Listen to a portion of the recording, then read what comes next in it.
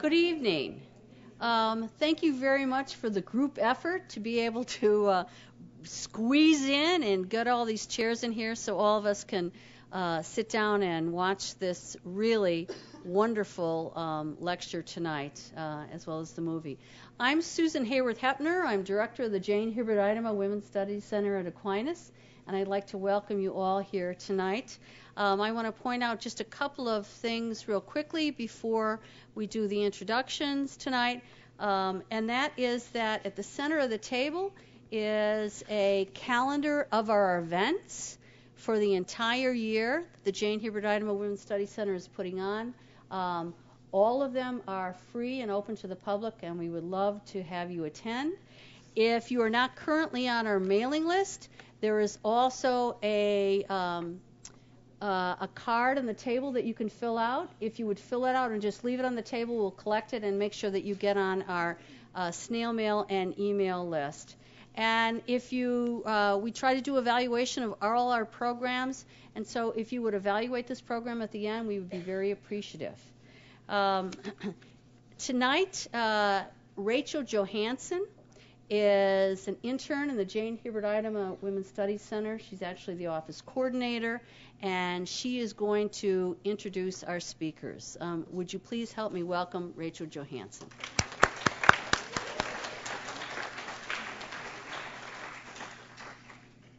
Good evening. Tonight I have the honor of introducing two very extraordinary and courageous women. Both are Dominican sisters and Michigan natives who have dedicated their lives to the pursuit of social justice. Their life's mission has included activities such as researching and counseling on many nonviolent issues such as anti-war activism and nuclear disarmament, to coordinating and organizing social justice groups. Tonight we will view the documentary Conviction, which details the daring story of these women. 6 years ago today, they engaged in a nonviolent civil resistance plowshare action at a citizen's weapons inspection of a Minuteman III nuclear weapon. These acts then resulted in their conviction and incarceration. Tonight, I am sure you will be inspired by these women, and hopefully your inspiration will transform into action. Please help me in welcoming Dominican sisters Carol Gilbert and Ardith Platty.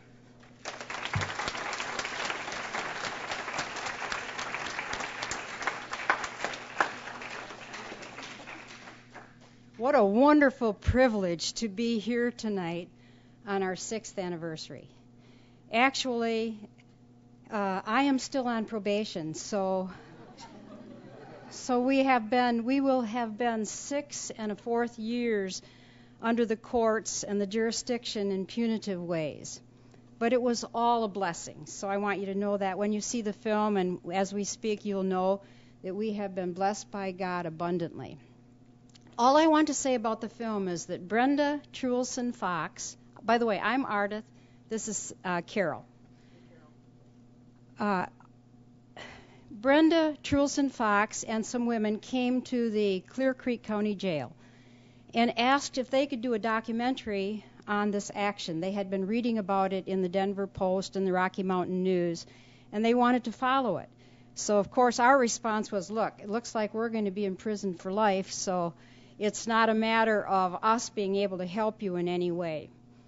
So Brenda and other women have given all these years, these 6 years, to not only producing the film, which came out in 2006, but also carrying it around the country to film festivals galore. They have actually won awards on this film and have now been translating it into Spanish, Japanese, and Arabic. So some of them have already been dubbed in and are open for sale. You'll see the 60-0 production, and that's what you would have to Google in if you'd ever want to purchase the film. Now, the other thing is, just to make it clear, you'll see us in our Tyvek suits entering into the site. But then you'll see us back at the site in civilian clothes, just so you get the contrast here. That is because once we were found guilty and we were being threatened by many, many years in prison, we wanted to come back to our religious congregation and to our Jonah House community, so we came out for a few weeks. And to wait for a decent ticket back to Baltimore, where we live, we're missioned there, we waited a couple weeks and spoke all over Colorado. So most of the footage that you see about us, that footage was taken during those few weeks, those 2 weeks in Colorado as we were speaking in many different places. The rest of it was all done once we went to prison. So that'll give you the context. God bless you. Thank you so much, Susan, Rachel, and all of you for coming to this event. Thank you.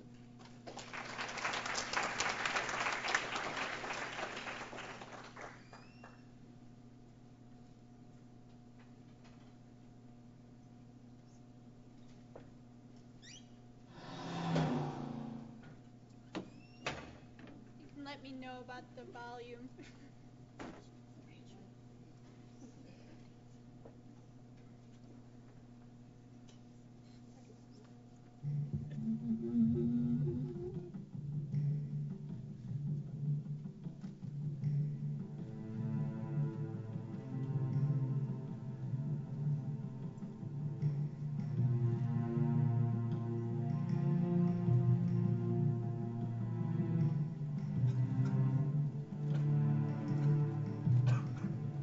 On the morning of October 6, 2002, the Roman Catholic nuns cut the chain securing a nuclear missile site in northeastern Colorado and entered. They hammered on a 110-ton concrete lid covering the Minuteman III missile silo. They poured their own blood in the shape of crosses from plastic baby bottles. They sang and they prayed for peace.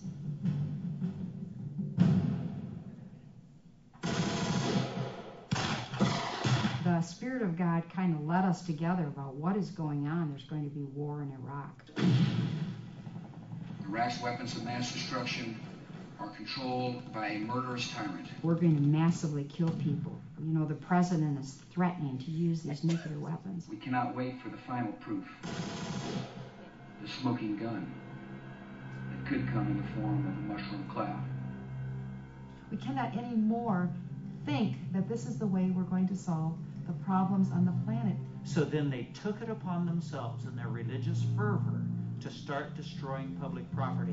What's the difference between them and a terrorist?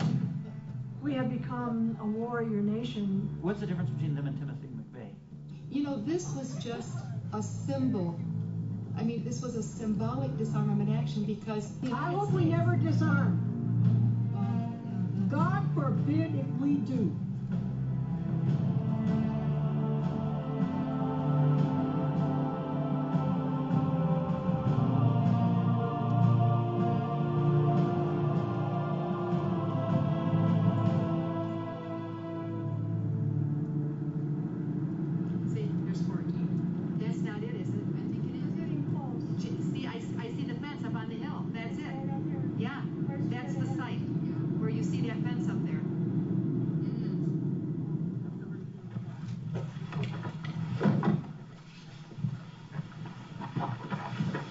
Revisiting the crime scene, and it's still a crime scene. On October 6th, we took a little tiny step and a little tiny walk for peace. We donned our white tie-back suits that said disarmament specialists on the front, and on the back, CWIT, Citizen Weapons Inspection Team.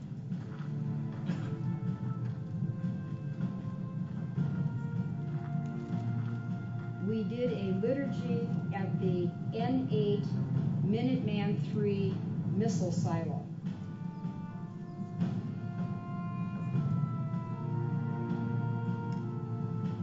We cut the link in the chain to the cattle gate. Where did they get a bolt cutters? These are nuns. We clipped one link. So they went to the hardware store and they bought a bolt cutter. Clipped it, opened this up. Well, they just cut the gate chain, so they never really cut the thing. Okay. But we cut this one last link so that they could just link it up again if they wanted. our Creator, who art in heaven, hallowed be your name. Your kingdom come. We were trying to inspect, expose, and symbolically disarm these weapons of mass destruction.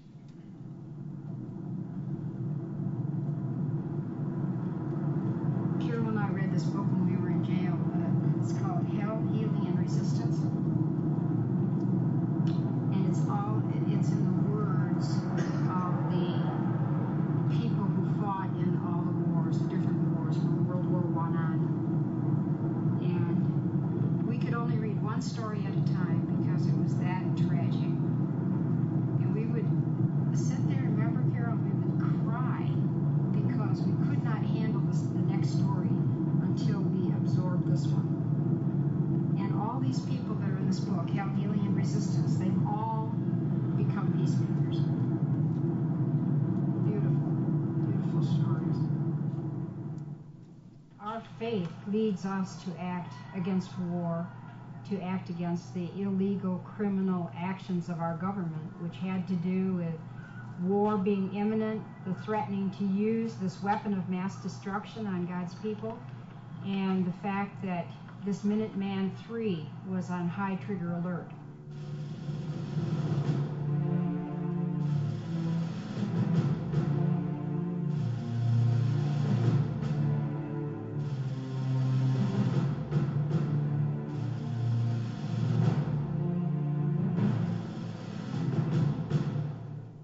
No one knows that we live on hair trigger alert, the edge of the nuclear abyss, every second of every day. Every second of every day. If this weapon is ever ordered to be used by our president, it cannot be called back. It does not distinguish between men, women, and children. It kills not only people within a 50 square mile radius, but Mother Earth herself, the species, the trees, anything living will never be the same. We fail to appreciate just how astonishingly, just unbelievably destructive nuclear weapons are.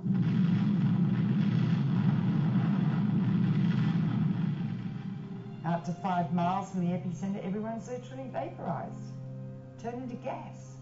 Out to 20 miles, everyone is shockingly burnt and turned into missiles traveling at 100 miles an hour through the air. And once we know that, and we do all know those things, and a whole lot more that we wish we didn't know. Once we know those things, what is our responsibility? Can life go on as usual? Well, this whole corridor from Cheyenne, Wyoming, where the missile commanders are, on down through Colorado, right down to Albuquerque, New Mexico, where they have storage of nuclear weaponry in the mountains there at Kirtland Air Force Base. So it's like a whole corridor of nuclear and space involvement.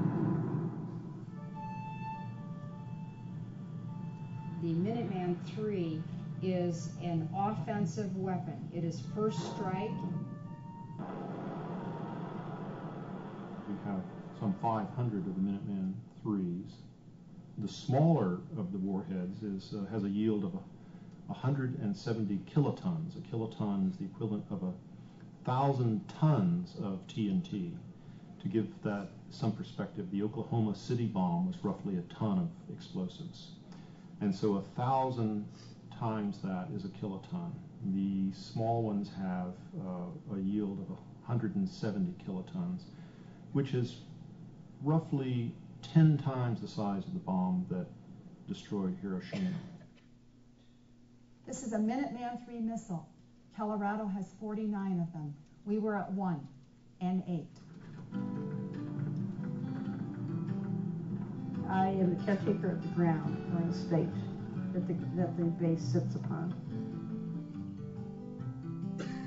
I don't have anything to do with the missile bases. They're there. I can go in there if I wanted to. Sure. Yes. I don't. Right. Oh, you never go near this. I don't. No, I don't bother. Now, I don't want to set off all that stuff. I'm just a farm girl sitting out here. It's been here 40-some years. I don't know what the stink is now. Just a bunch of nuts out here causing trouble. Are you citizens of Colorado? No. You're citizens somewhere? Oh, yeah, Maryland. All right. As I told the sisters, those bases have no heart. They have no mind. They're not going to talk back to you. They're not going to say a thing. And so what are these people really going to be accomplishing? We never use the term successful. Those are terms that the culture uses, the business community uses. Was it a success? We speak in terms of, were we faithful? Were we faithful to what the nonviolent Jesus calls us to? Were we faithful to the beliefs that we have? Were we faithful to the children? Are we faithful to the seventh generation?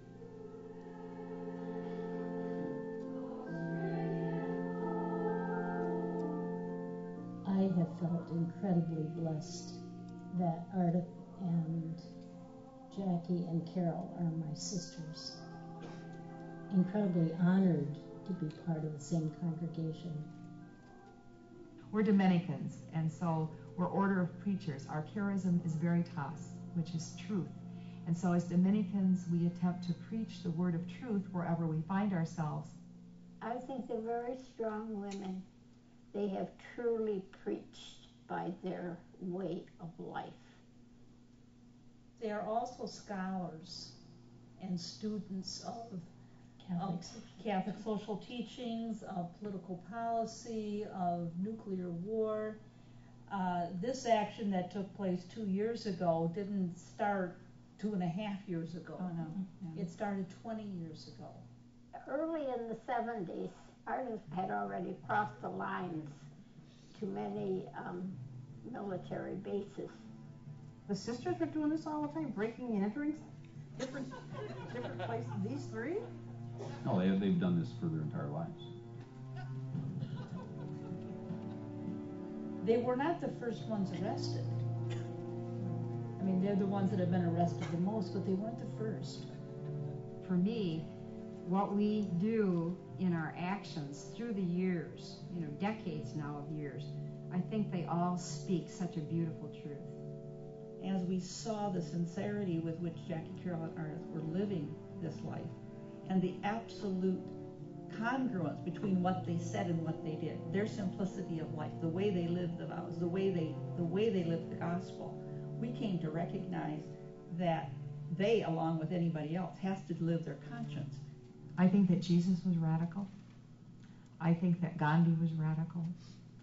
I think if we look at the cloud of witnesses, the people who have gone before us, they are considered radical. I don't consider radical a bad word.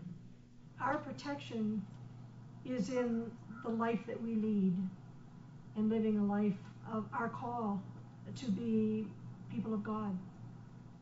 I don't want children someday saying, why didn't you do anything? How could you be complicit? How could you allow our world to get to the state it's in? Where were people? Weren't they doing anything? Well, they were shopping and they were doing this, that, and the other thing. I can't live my life that way. This is the ultimate spiritual question. Will we or will we not destroy God's creation? These ladies are not just making comments about nuclear proliferation. These ladies are making comments about the fact that America has a war machine and that it has power and it uses that power. Every time we participate in war and killing, we commit extreme immoral acts.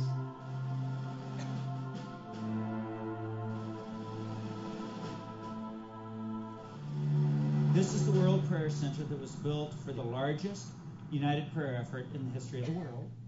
And it was for the purpose of praying for the most needy and the darkest countries of the world.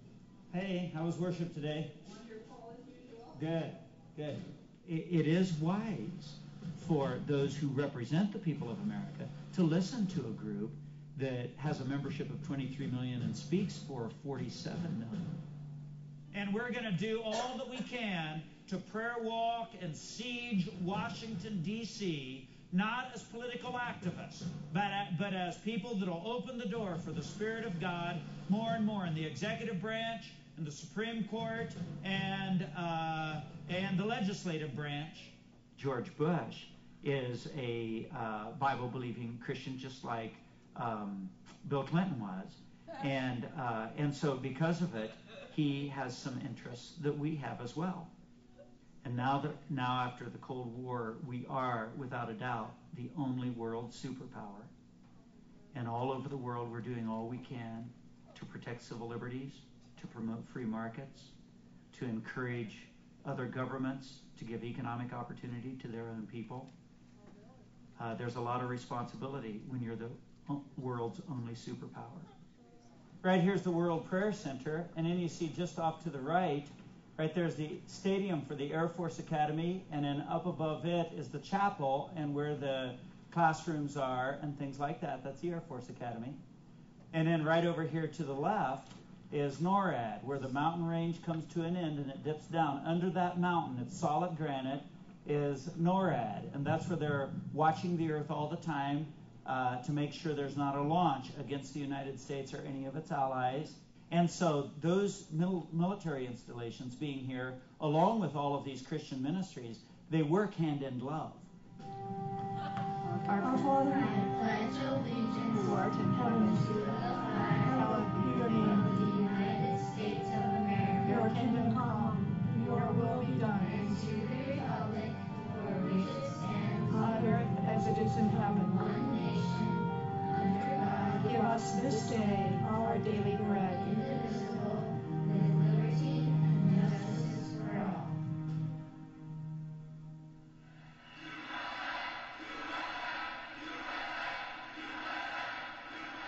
Many of our military folk, they really feel they're doing a service. They don't feel they're sacrificing.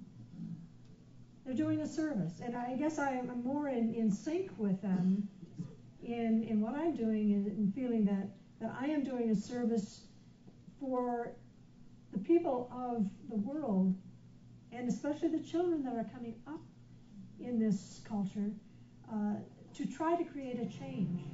You bring great pride to the people of the United States of America.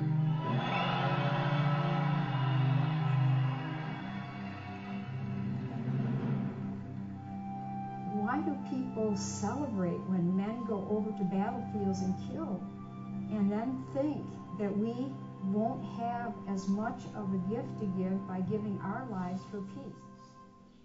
You have heard that it was said, you shall love your neighbor and hate your enemy.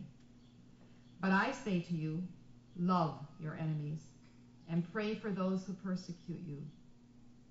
This is the International Peace House, and it's a place where people come to respite, to share their ideas on war and peace, to share their stories, to continue to grow, as to who we are and what we can be in order to make a better world for future generations.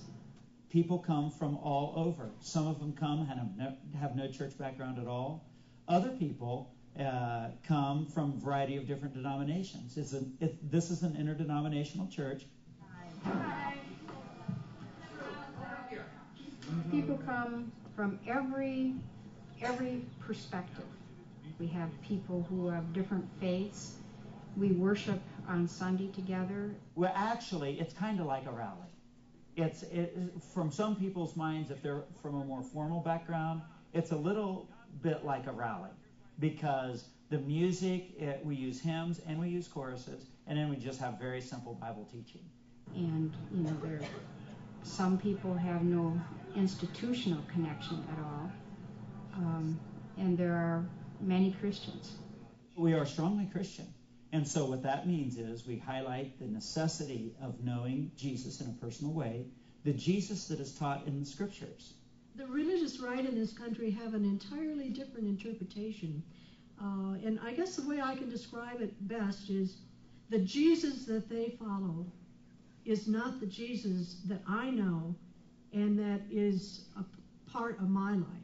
I'm just convinced that we are all part of the loving, nonviolent circle, the family of God, and that we are one body, one blood, and that we must learn how to live on planet Earth together. They don't understand why you need a military to protect freedom, because they think they just don't understand both the scriptures and they don't understand human nature.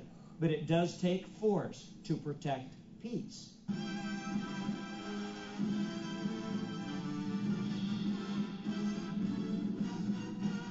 2 years ago, the threat during the Cold War seemed kind of imminent.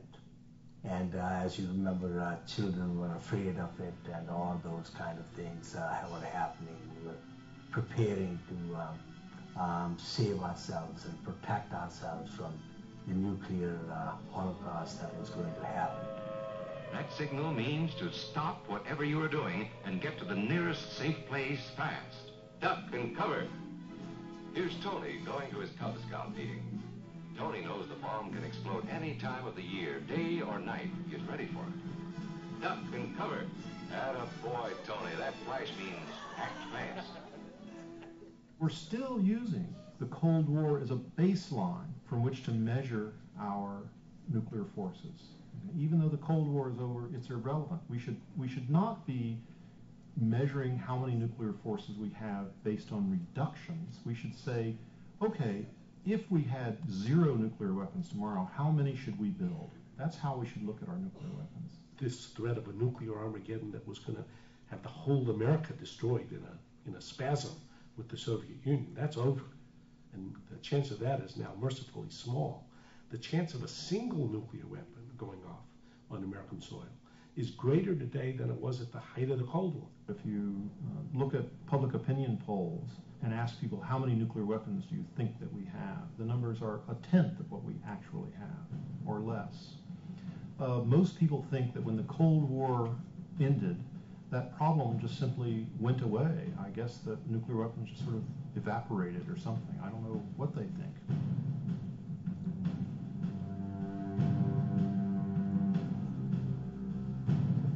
We processed up, we did the same thing on that chain up there, and the same thing, clipped one of those links. And then we opened wide the gate, hung our banner, Sacred Earth and Space Plowshares to 2002.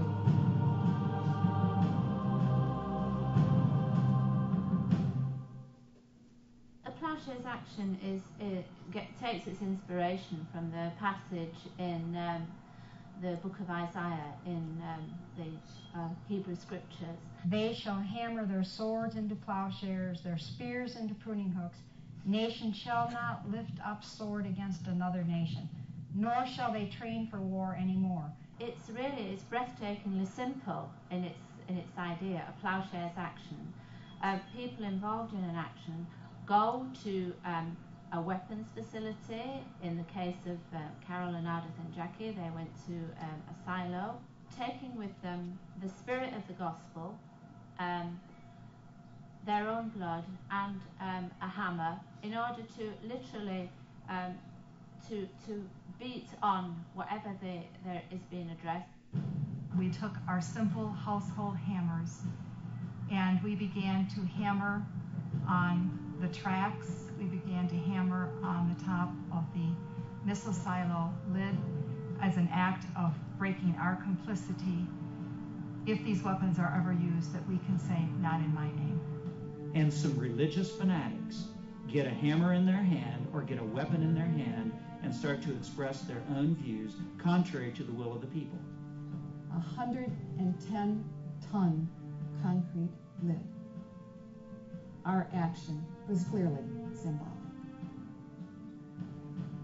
We walked over to the silo lid and we began a liturgy of prayers. Then they did something that I think is appalling. We poured our blood out of baby bottles in the form of crosses. So we go to the top of that missile silo lid, and we take out our blood, which was drawn professionally for us by doctor friends, and in baby bottles because children had the least to say about what goes on. They took their own blood and they marked on the silo then they had a liturgy out there. That's blasphemy. Blood is what flows through our veins. It's what gives us life. Blood for us is very Eucharistic. Jesus poured out his life. He gave his life. We would rather give our lives than have people's blood shed in our name. We're praying while we're doing this. We're saying, our mantra. So let's say our mantra. Oh God, teach us how to be peacemakers in a hostile world. Oh God, teach us how to be peacemakers in a hostile world. We could have charged them with trespassing, and there would have been another misdemeanor. And they could have gone to trial and said, oh, we got convicted of another misdemeanor. Well, maybe they'll think twice next time. There was 2 charges. They're charged with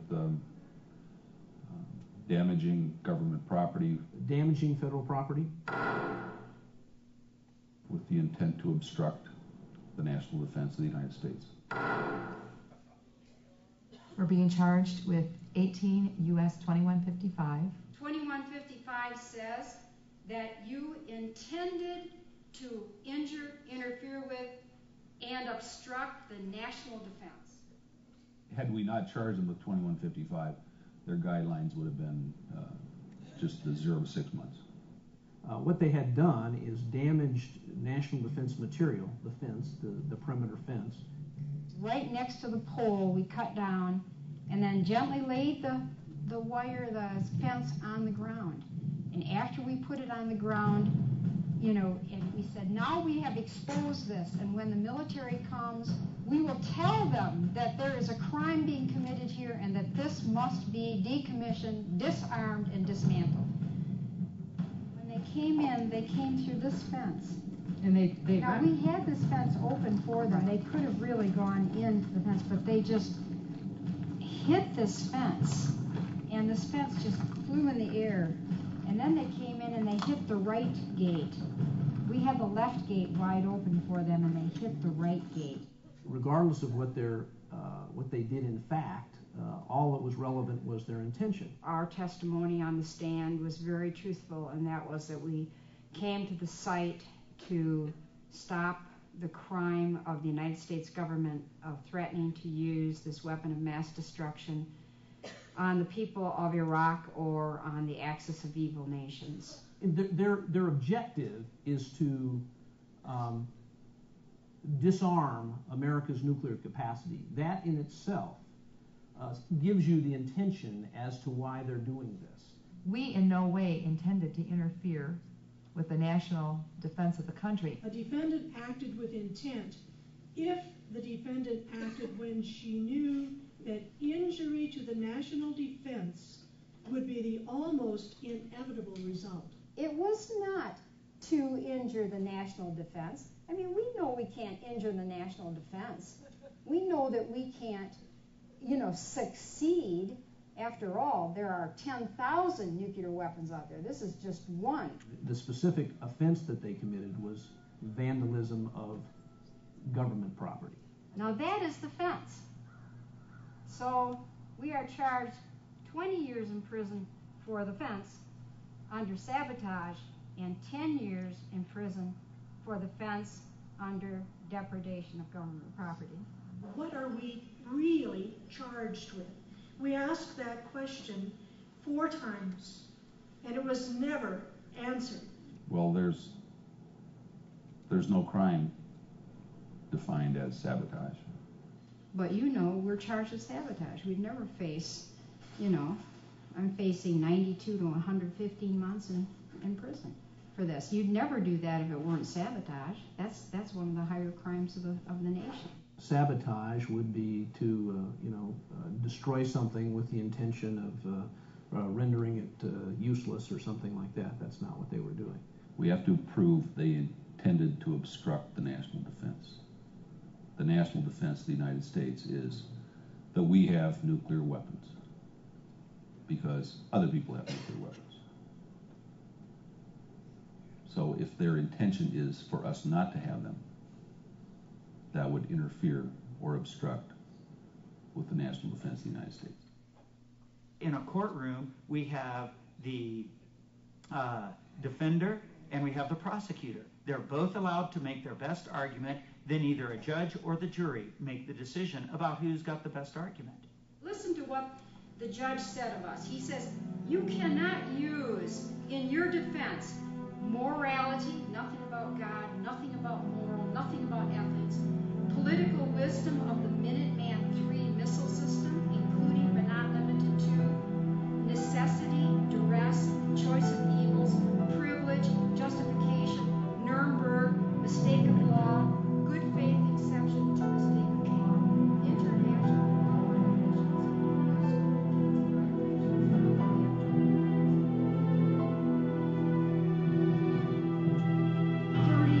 categories of law stripped. I mean, Judge Blackburn's ruling on the international law thing was pretty clear and it was pretty good. It was like 32 pages, I think. And that won't get reversed, I think. You can take that to the bank. We truthfully felt we should be acquitted under international law. And the United States has to begin to accept it. Otherwise, every treaty we sign, every law that we sign into being, it's just going to be considered, a frivolous signature based on the fact that it's never adhered to. International law under our own constitution is the law of the land. So when they apply U.S. law, international law becomes part of that law. International law is primarily treaty law. By treaty, that has no right to exist with the treaties that we have signed.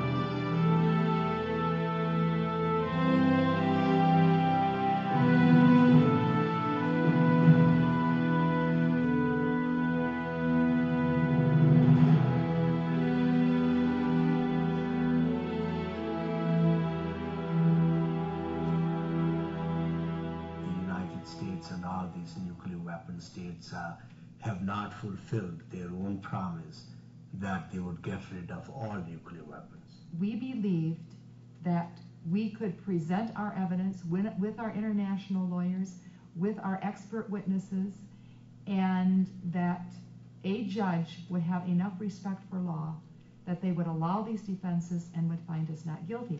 I testified before the judge, and the judge had asked all those questions about the legality, illegality of nuclear weapons under international law.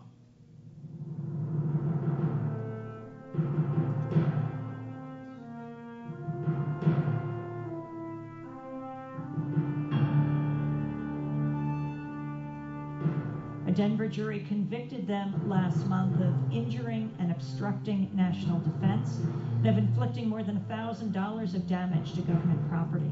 Prosecutors said they'll ask U.S. District Judge Robert Blackburn to sentence the nuns 5 to 8 years in federal prison and thousands of dollars in fines.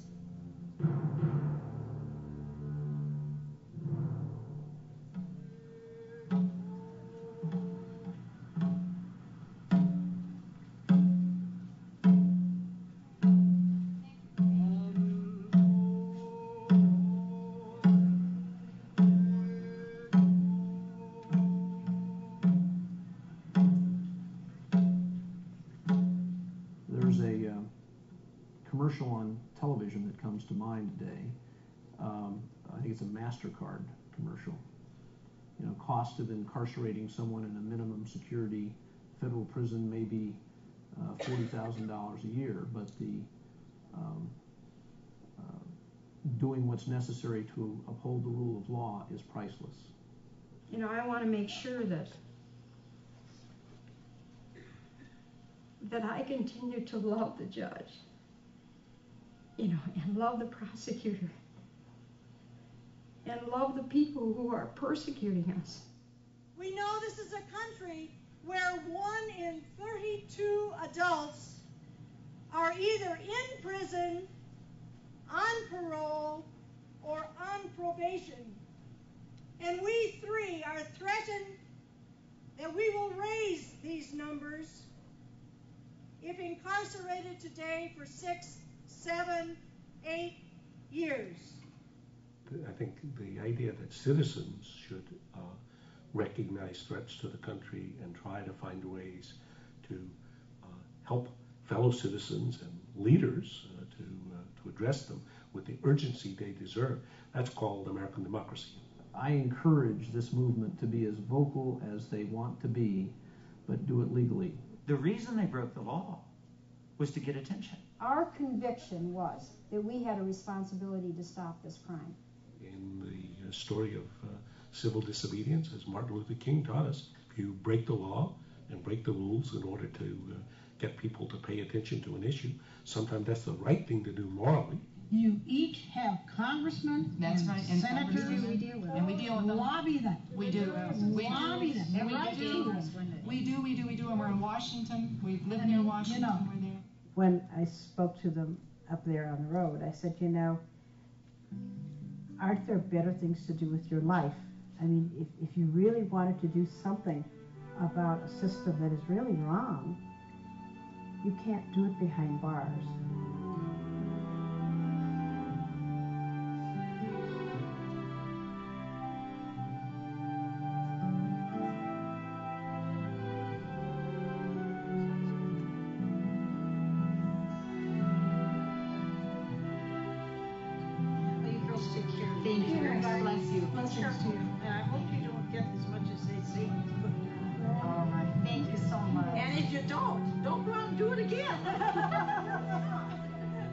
I don't fear going to prison the rest of my life.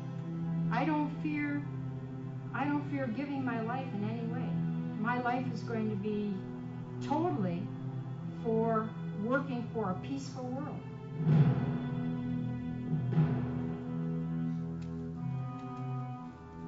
We must live the rest of our lives in the best of the struggles.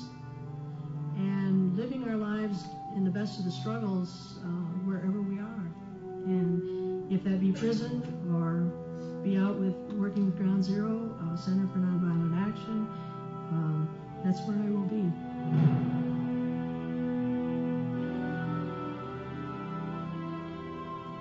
I don't fear going to prison. I don't fear loss of freedom to move about. I don't even fear death. The fear that fills me is not having lived hard enough, deep enough, sweet enough with whatever gifts God has given me.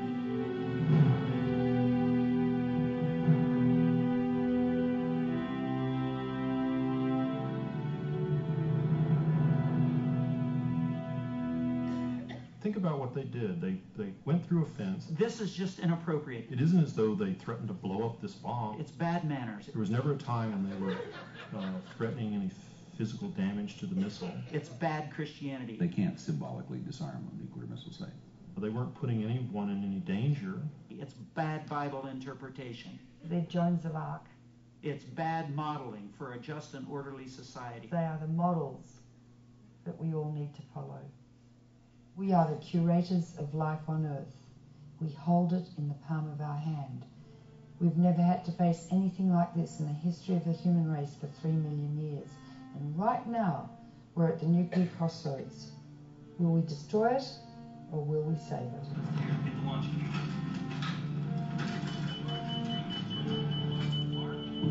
Violent, serious sin. Weapon of mass destruction.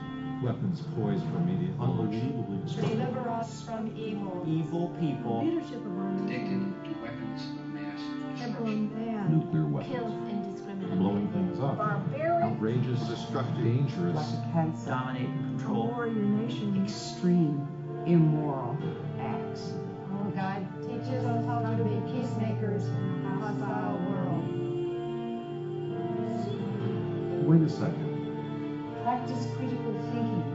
The most important thing is our attitude toward nuclear weapons. Seek the truth. Are we continuing to consider them legitimate weapons of war? Thou shalt not kill. We seek the total elimination one day of nuclear weapons from the face of the earth. The greatest power of freedom is to overcome hatred and violence. The only way evil flourishes is for good people to do nothing.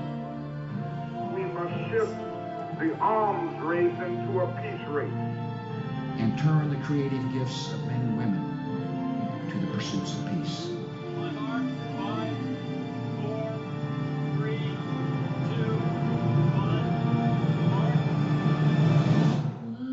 Was blind, but now I see.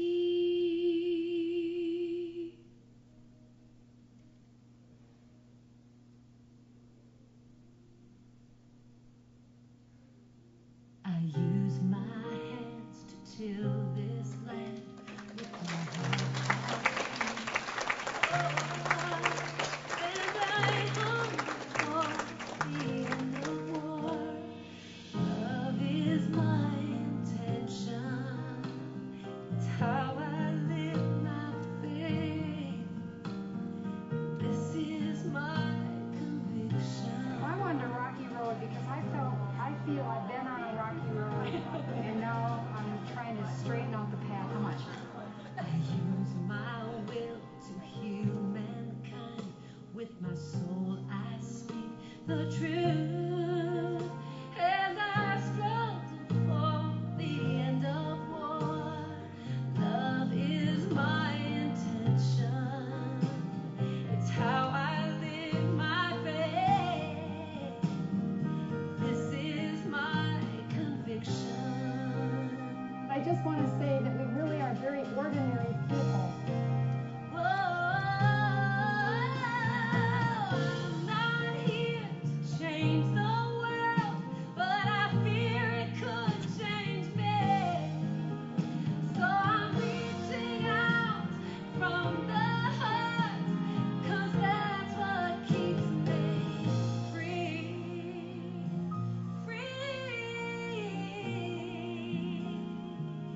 Oh, I live my life to plant the seed. My path is to believe. We lay down our swords and war no more. Love is my intention.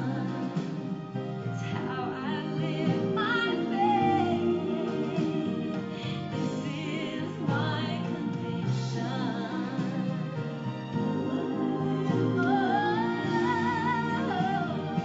Love is my intention. It's all I know. It's the only way.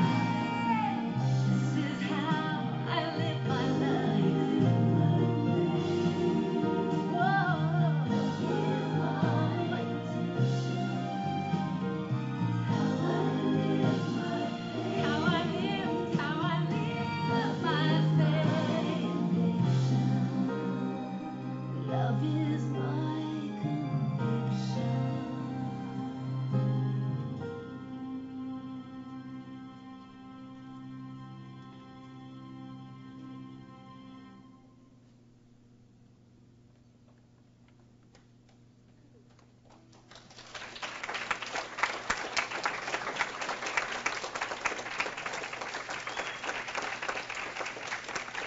Actually, the film is in color. I don't know why it didn't show in color, but. And the other thing I want to say is the day was so significant. It was 5 months before the bombing of Iraq. It was so significant because it was the first year anniversary of the bombing of Afghanistan, where we continue to kill also men, women, and children, civilians. Secondly, it was the Feast of the Holy Rosary, which is very meaningful to Dominican sisters. And thirdly, it was during the week for peace in space, which it is also this week. And that's the reason we've been in Colorado. We went back to the site this past week. And also, we have been working really hard to stop the whole kill chain that's being completed in outer space, which is for the purpose, if you read the government documents, it's for the purpose of owning, controlling, dominating, and exploiting outer space. And it's for the purpose of killing from space, through space, and into space. So this is just a very significant week, and it's set every year at this time. So if you want more information on that, just go on the web and you'll read all about it. There are actions going on right now all over the world. Well, what we'd like to do now is open it up for your questions and comments, and please feel free, none of us have all of the truth, and so please feel free to share, just anything about the film that you want to ask questions about. Yes? What was the name of the book you read? It was mentioned in the film? Hell, Healing, and Resistance. Oh, Hell, Healing, and Resistance. Thank you. So who'd like to start this evening? What kinds of questions? Yes. I can see how the government would consider what you did and your power in what you did as a threat to their credibility. But I can't see why the jury went along with the argument, with the government, with the prosecutor. And did the jury know when they agreed to have you convicted, did they imagine you'd get such a severe sentence? Could everyone hear that? The question has to do with the jury. She can understand where the government might have had a problem, but how did the jury go along with this? Just a couple things to share with you, and then Ardith can also add on to that I think might make the case a little bit clearer. First of all, our trial started 10 days after the Iraq War that we are presently in. And so our lawyers didn't really want us to proceed forth, but we said, we want to go forward at that time. So that's the first thing to note. Secondly, as the jurors were being picked, and this is really the first time that we have ever had a jury. We've done lots of these actions. We never go with the jury. We just stay with the judge. But our lawyer friends, our international lawyers, were just so convinced that this might be an opportunity to really get international law heard in the federal court that we proceeded forth with a jury. However, there was one juror who listened to National Public Radio, and so the prosecution said we have to get rid of him. And we just said to our lawyers, take the first 12, it's like, we'll take whoever you want. But just a couple of things. We left on site 2 books because we wanted to be able to use them as part of our defense. We left a book called In God's Hands. Those are pictures from the Hubble telescope, and they're absolutely magnificent pictures of God's creation with little pieces of prayer and poetry. We also left The Criminality of Nuclear Deterrence by Francis C. Boyle. Francis Boyle is an international lawyer. In fact, he testified before the judge, just like Ben Nanda, but was not allowed to be heard. Francis Boyle has testified in these kinds of actions in other countries where international law is accepted and where people are acquitted for doing millions of dollars worth of damage. And Francis has testified there. So we left his book on site, The Criminality of Nuclear Deterrence. The judge said to the jury, you can read In God's Hands from cover to cover if you like, and look at all the pictures. The Criminality of Nuclear Deterrence, you may only see the cover of that book. We said, well, could they at least look at the table of contents? He said, no. Well, the reason being that if you were to look at the table of contents of this book, you might conclude that maybe what we did was legal, and the government couldn't have that. Secondly, the 2 Air Force personnel that were in charge of the weapons, commanders, the commanders, they're based in Wyoming, came with their uniforms, very good-looking young men, to testify. And they said to the jury, never was the national defense ever, was never affected at all by these three women. If the president would have ordered the missile to be fired, we would have fired it. We didn't care who was standing out there. So, we were very protected as a nation. They didn't do anything. One of our lawyers got up and moved for dismissal. The prosecution stood up and said, objection. These men are not expert witnesses. And the judge said, you're right. They were not sworn in as expert witnesses. Jury, disregard everything these men have said. So those are two examples. I don't know, Ardith, if you have any. Well, when the jury was being selected, it was really amazing because in Colorado there is Fort Carson, which is the training place for the Army for the folks that are going over to Iraq. Secondly, there is Schriever Air Force Base where they practice Star Wars on an ongoing basis. The Reds and the Blues. The Reds China, the Blues the United States, and it's an ongoing practice. Then there's Peterson Air Force Base, which has all 4 divisions, and at that time was very much into the space quest. Then there's Buckley Air Force Base in Aurora. That is where the big radomes are for surveillance measures. And then there are all of the industries: Lockheed Martin, Boeing, TRW, Northrop Grumman, Raytheon. These surround all these sites. And then there are the 49 missile silos. So when the jury would come forth, it was amazing because, yes, my father was an atomic scientist. Yes, I have a cousin in Iraq. Yes, I work for Lockheed Martin. And it went on, and we said, wow, we are living in this military state. I know we're not going to have a very fair jury, but, it was certainly not of our peers.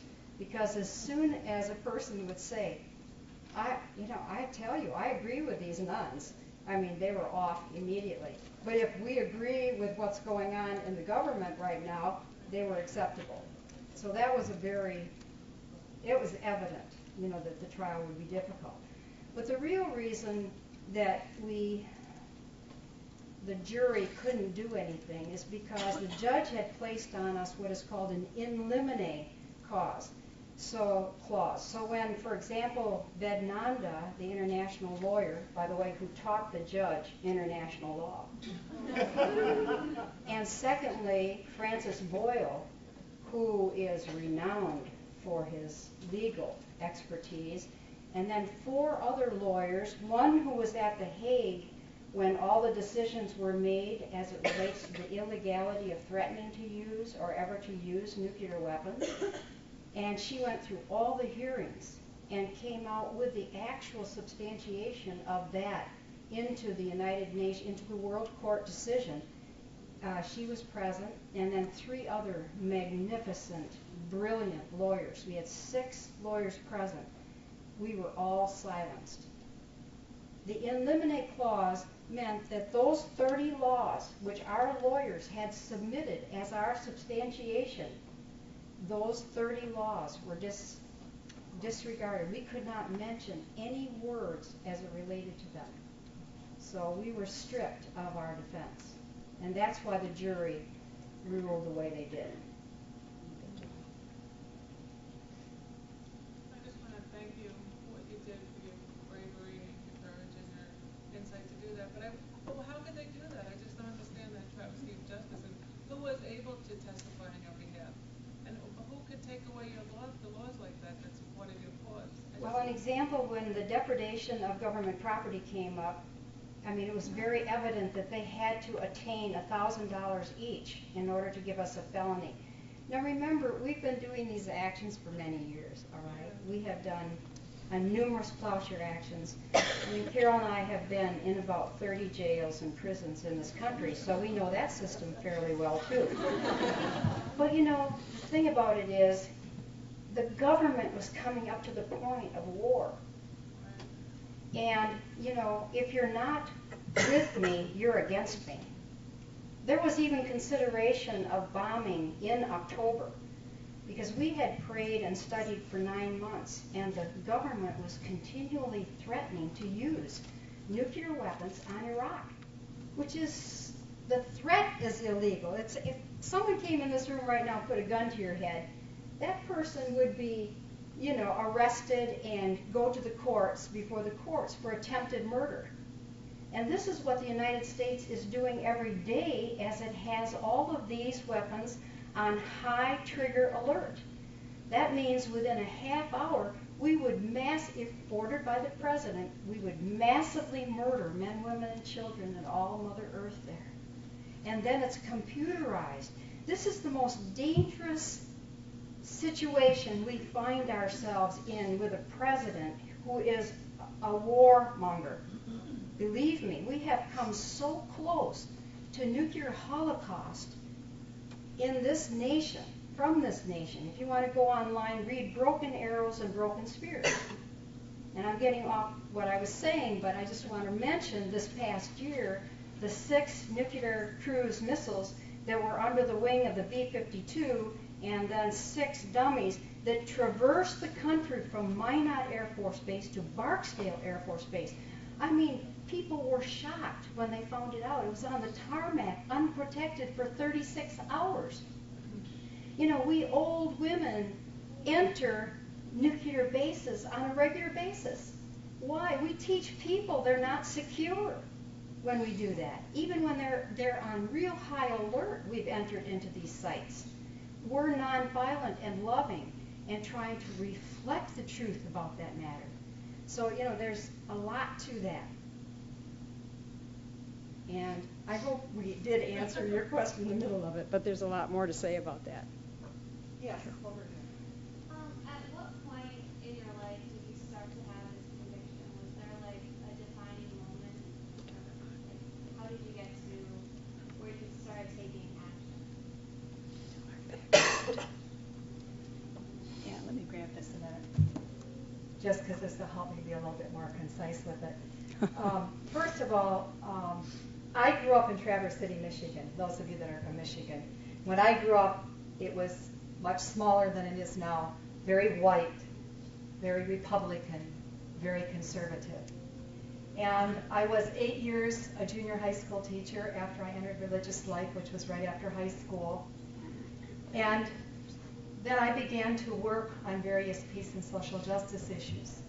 But what brought me to becoming, from this small community, to 8 years junior high school teacher, I was in the war zones of Nicaragua, numerous county jails and federal prisons, lived outside the 2 strategic air command bases here in Michigan, now living at Jonah House, a resistance community, a plowshares action, and convicted felon. And I'm going to say this very briefly. There are 3 stories, 3 turning points I can share, and I'm not going to share the whole stories. But the first one is when I learned to question authority. And that happened here on this campus when I was a sophomore in college. There was a woman that came in to speak to us who was a Japanese American.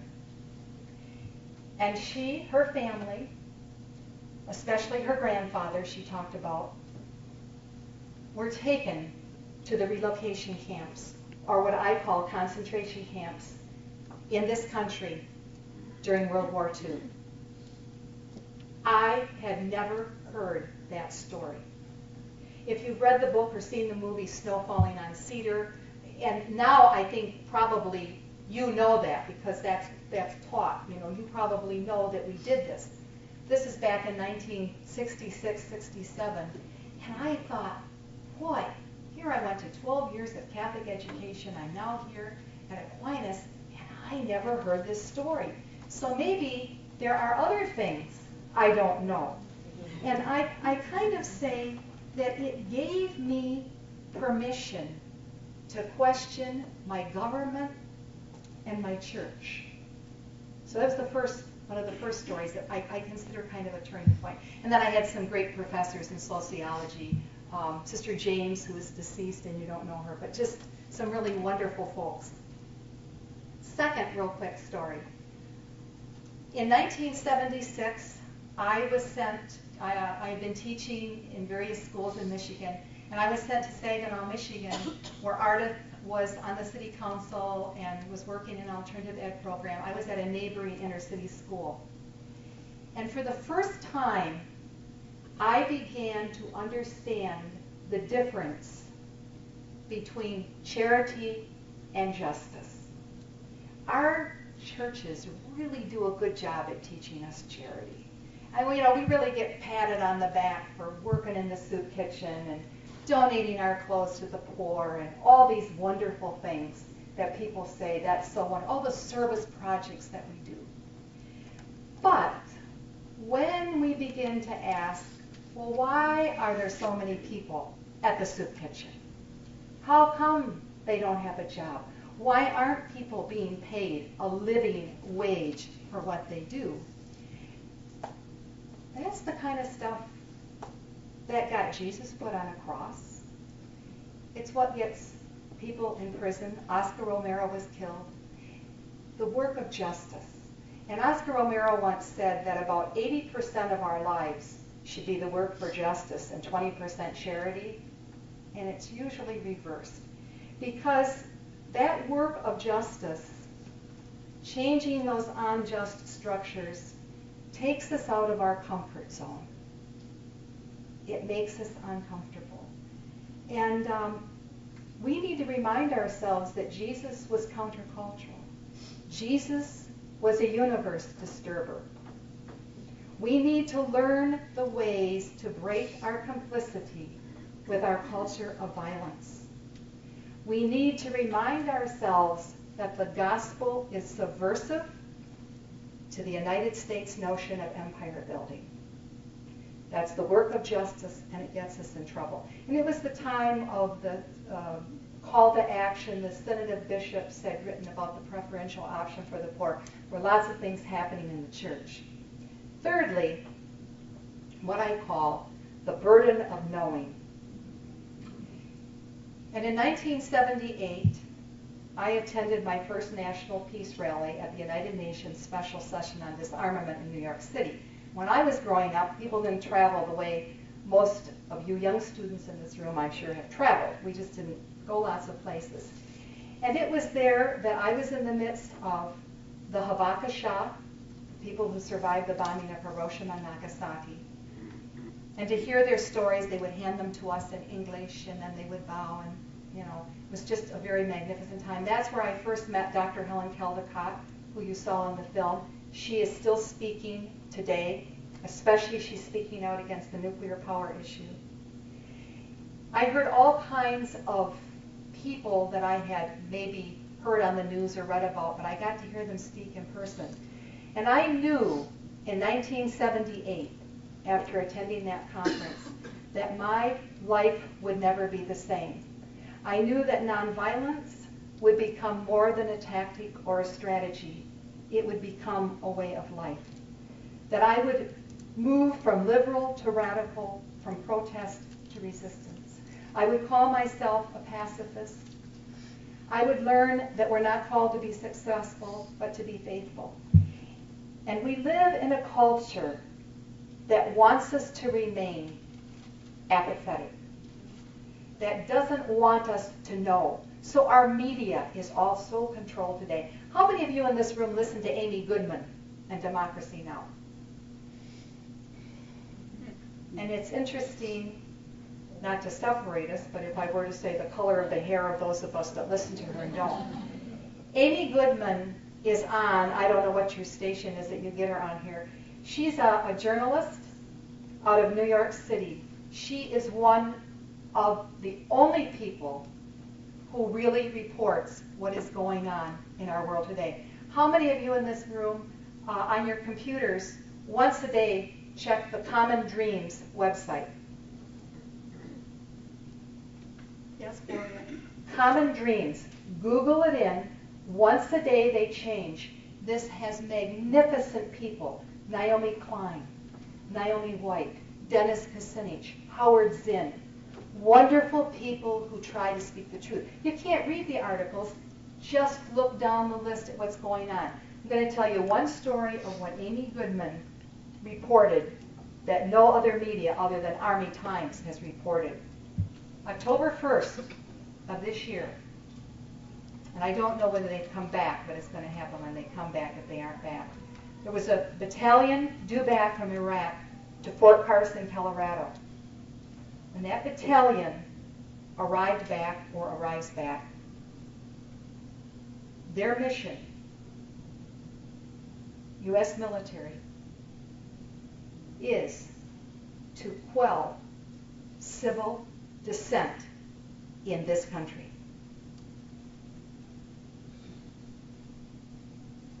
That is martial law. We do not have U.S. soldiers in our country dealing with U.S. citizens. We have police, we have city police, we have state police. We even have the National Guard that we call out on times. This is a contingent of U.S. military. Amy Goodman is the only news person that reported that story.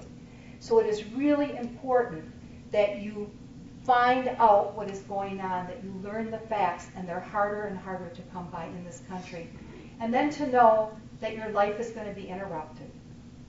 That you can't always say, well, I know January of next year, this is where I want to be and this is where I want to go. Because to follow this quest of justice and peace leads to an interrupted life. So there's just three really quick things.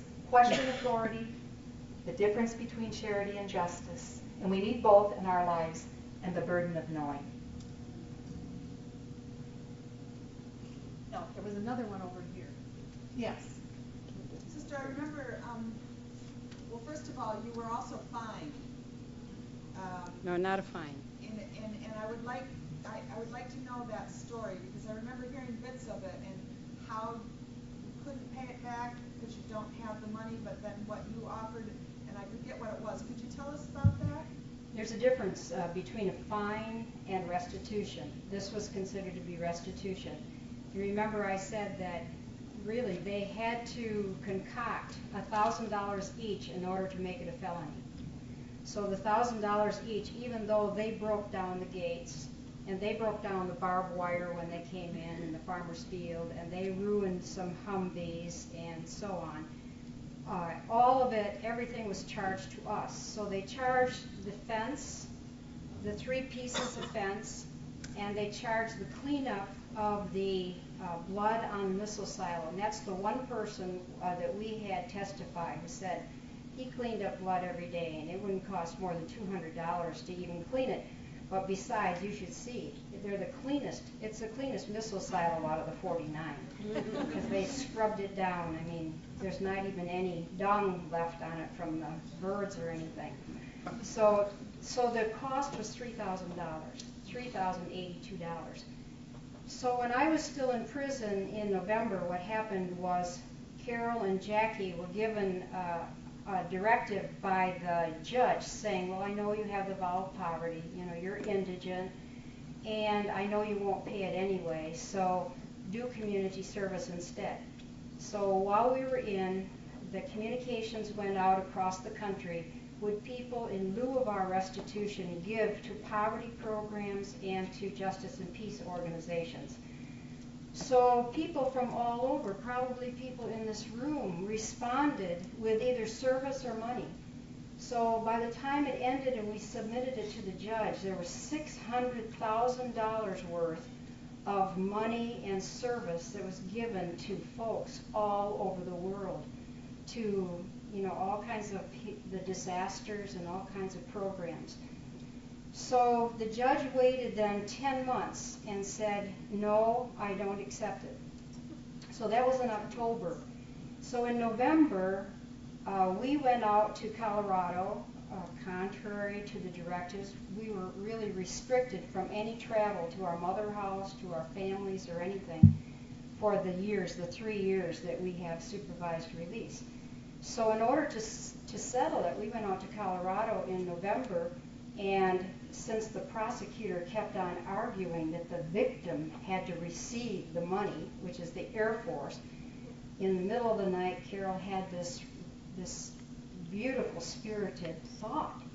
well, we can't go to Walter Reed and serve because we can't go on any military base. We can't ever be accepted at any military base at this time. So she said, let's give food to the children of the families of military persons who are on food stamps. And at the time, the television came out with the fact that the mothers on the bases were collecting day-old food because they didn't have enough bread for their families. 27,000 we researched didn't have enough to take care of their families because they were underpaid and they had too much to deal with.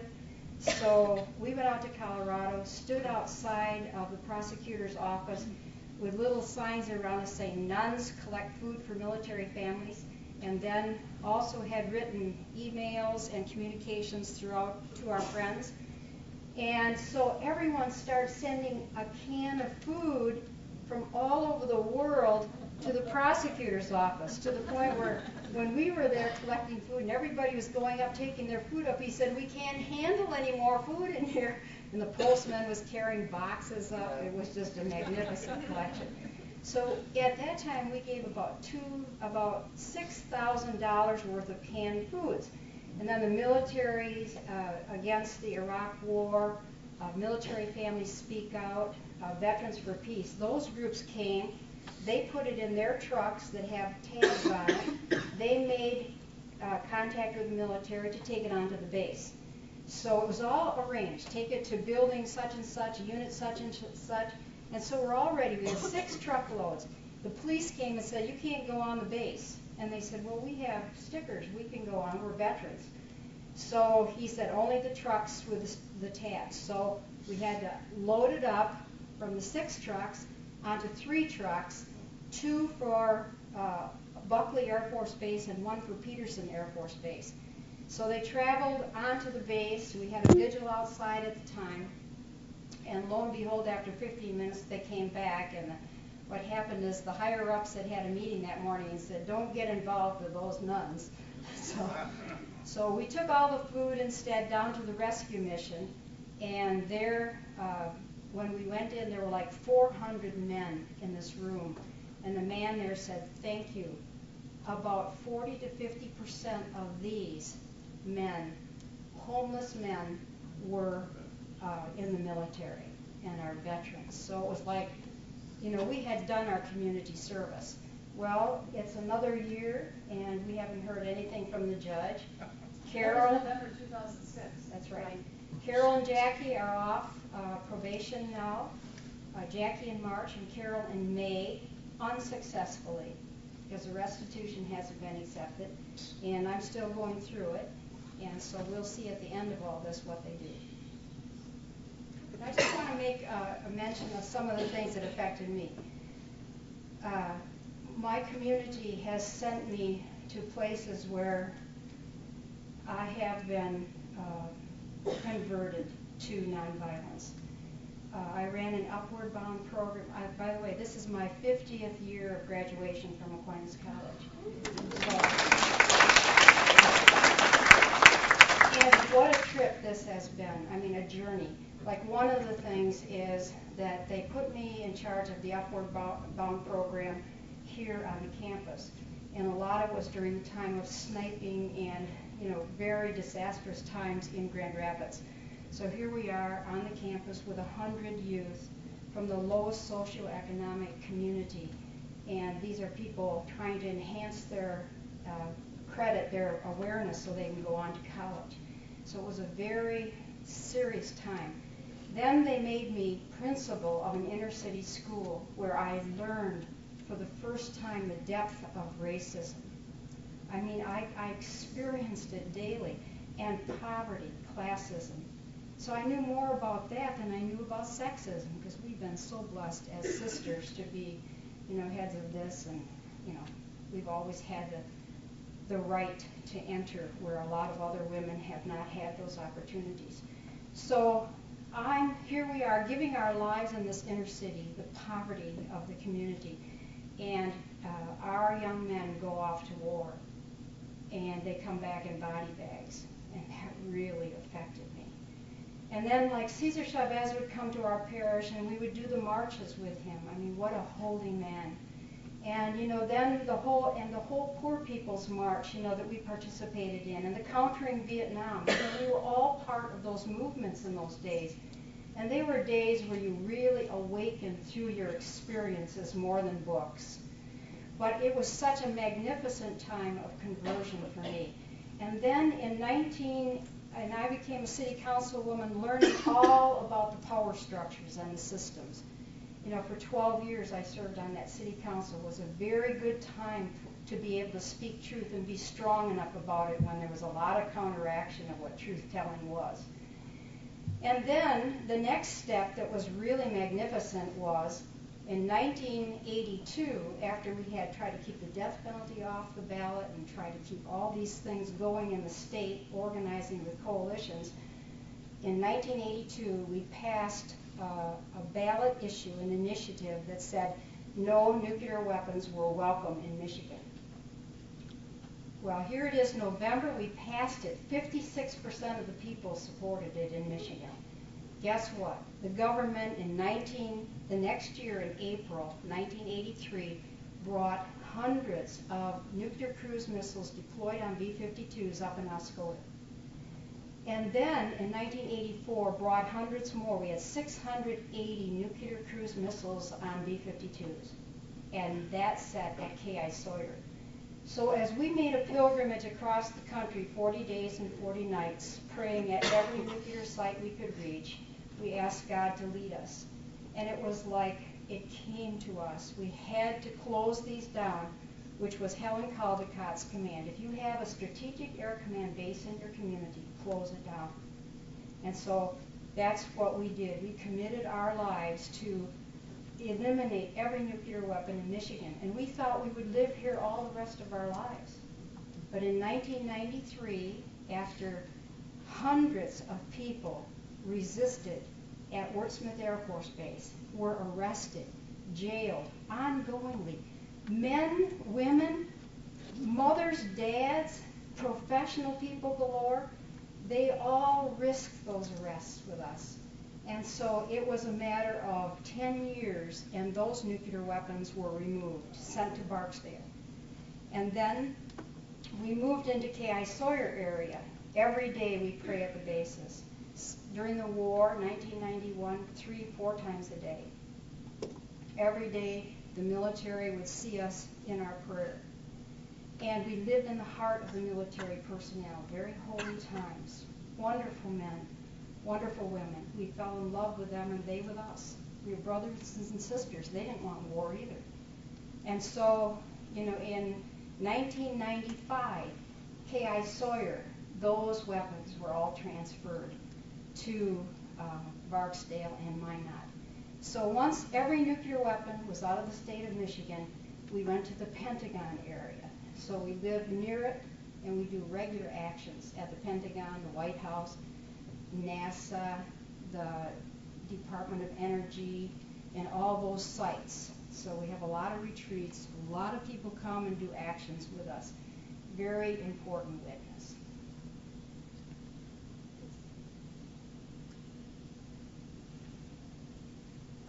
I kind of lost what was the symbols meant when you when you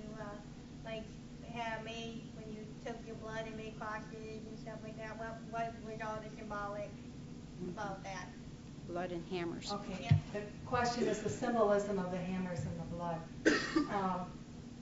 The plowshares movement started in 1980 at the General Electric plant in King of Prussia, Pennsylvania. And a group of people got together and were reading the scriptures. And both the Micah and Isaiah prophecies are, you shall hammer your swords into plowshares, your spears into pruning hooks. One nation shall not lift up sword against another, nor shall they train for war ever again. And this group of people decided in their prayer and in their study that they would use the symbols, what does that mean for us today, would use these symbols of hammers and blood.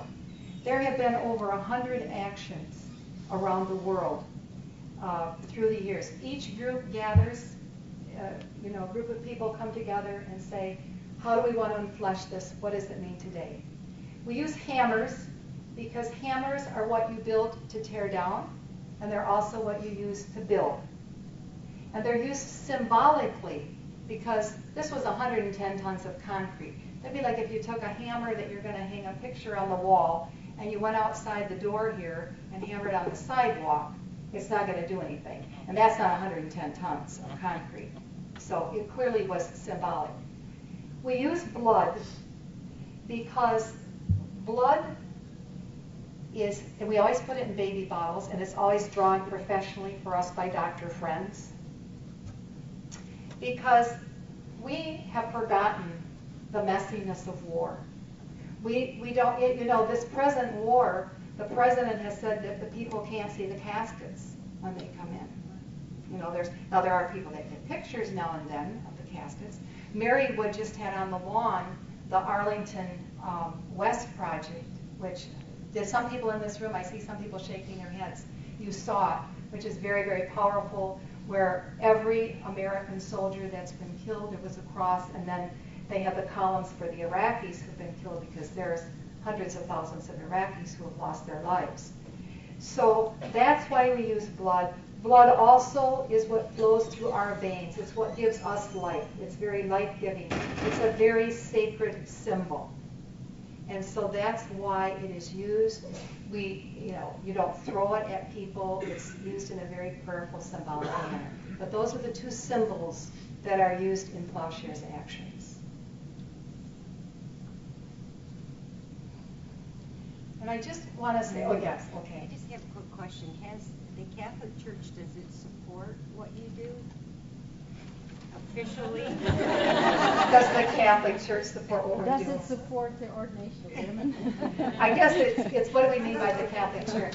I can tell you that we receive thousands of letters from people of faith all over the world. We did receive a letter from the Master General of our order, who is in Rome, is a man, of course, thanking us for our carrying out our Dominican charism of preaching. So we received that letter from him. We have received letters from some bishops, certainly not all bishops. The support of our Grand Rapids Dominican congregation has been overwhelming for many years, not just this past action. And I can tell you that the Dominican congregations, I think we're almost up to 16, but the various congregations are taking corporate stances. The Grand Rapids Dominicans have taken a corporate stance against nuclear war and nuclear weapons, and there are other Dominican congregations that are doing that. So, yes, I would say there's support. I just want to communicate this. It's very important. The reason we are out preaching disarmament of nuclear weapons is because this is the most urgent time in history. I mean, you may not even have heard of it, of the nuclear weapons we have. But the reason it's so urgent is because 35 more nations have the capacity to construct nuclear weapons. Now, the reason people who've been war hawks for years, like Kissinger, Schultz, Perry, Nunn, retired admirals and generals, and all these people, is because it is the most frightening time in history, based on all these other nations feeling they have to have nuclear weapons in order to defend themselves from the superpower USA. Now, the reason it's important too is, like, this is the time everybody's working on it. Like, not only are all the Dominicans going on record for disarmament of nuclear weapons, but there are political leaders. You know, every president has said we must disarm every nuclear weapon. Then they don't do anything about it because the critical mass of people have not come to that awareness and that decision. So George Bush almost got away the past 2 years for passing the construction of new nuclear weapons, which is illegal. We have signed the Non-Proliferation Treaty. That means that we have committed to disarm every nuclear weapon.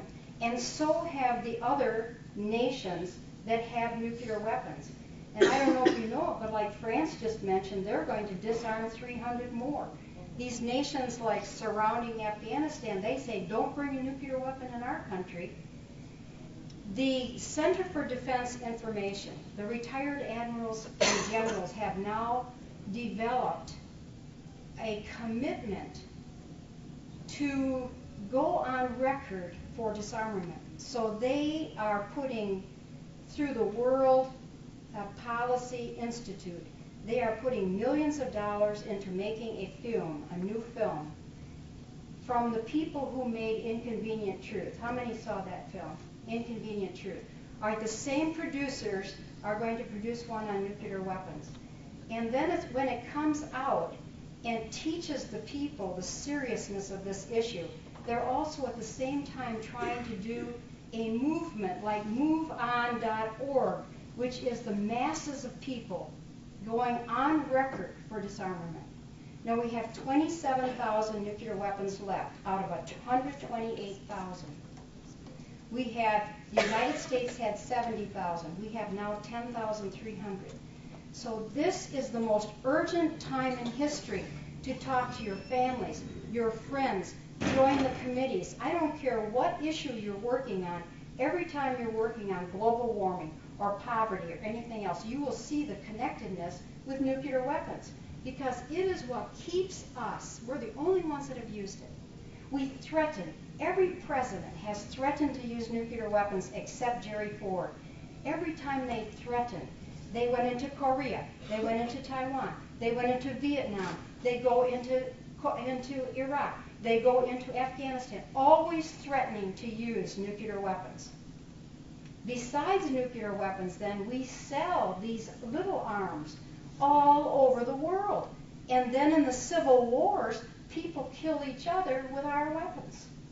Now, I'm not saying conventional weapons aren't disastrous, because anytime you drop a bomb on a city, you kill men, women, and children. Totally illegal under Hague. Totally illegal under Geneva to torture. Totally illegal, ongoing, the United States. The Iraq War was illegal. It's been identified as illegal. Bombing Hiroshima and Nagasaki, it was illegal.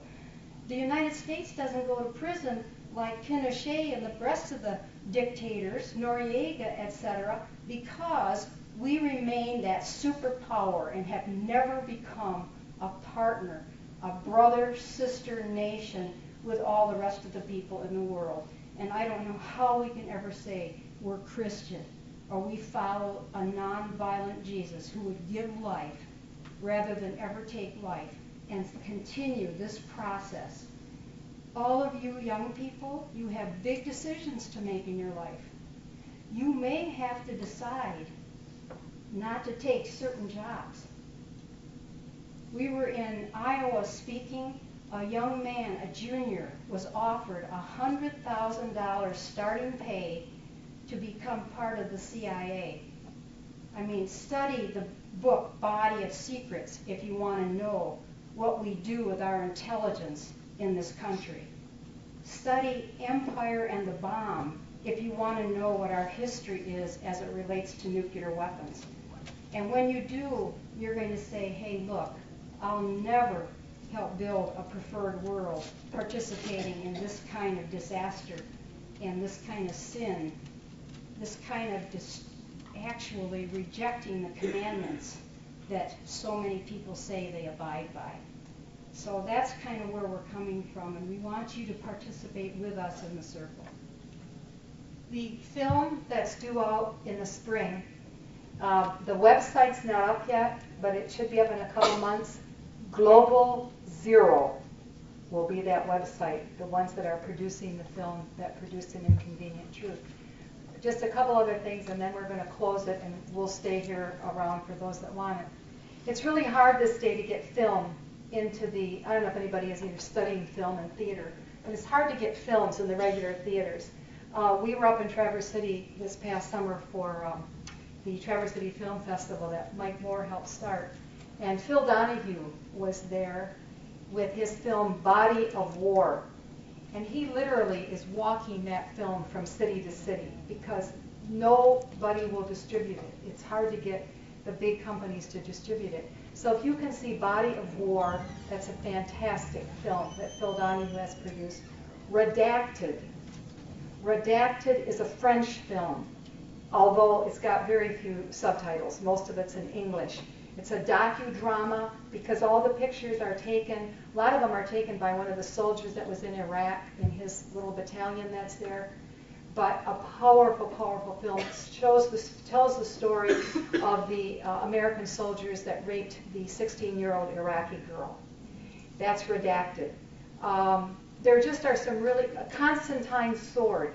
James Carroll is he is a writer for the Boston Globe, and that's the whole history of the church and government together, Constantine's Sword. So there are some good things out there. I want to close by just saying that we don't come with all the truth and with all the answers.